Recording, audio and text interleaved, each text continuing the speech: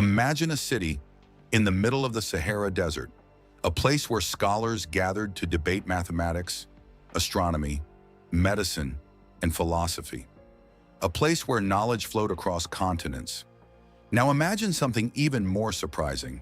This happened centuries before the European Renaissance. This city was called Timbuktu, and at its heart stood one of the most extraordinary universities the world has almost forgotten. The University of Sankore. Founded in the 14th century during the powerful Mali Empire, Sankore was not just a mosque. It became the center of an enormous academic network. There were no giant lecture halls.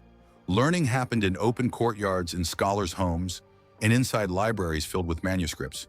Students traveled thousands of miles across the Sahara Desert to study with the most respected teachers. At its height, Timbuktu hosted around 25,000 students. For a desert city, that number was astonishing.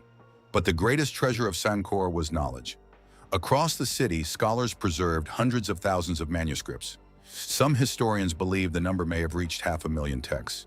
These writings covered everything from astronomy to advanced mathematics, from medicine and law to philosophy and theology.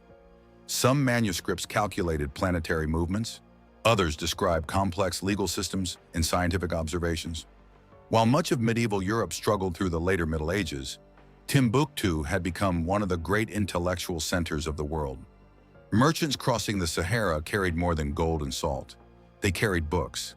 In fact, in Timbuktu, books became so valuable that they were sometimes worth more than gold itself. But this golden age would not last forever. In the late 1500s, invading armies disrupted the city. Libraries were scattered, manuscripts were hidden, buried, or secretly passed down through families to protect them from destruction. Yet thousands survived. Today, researchers are still uncovering these ancient texts, and they reveal a powerful truth. Africa was never an intellectual void. In many ways, it helped shape the world's scientific tradition. The University of Sankore reminds us that the story of knowledge is much bigger than we were once told.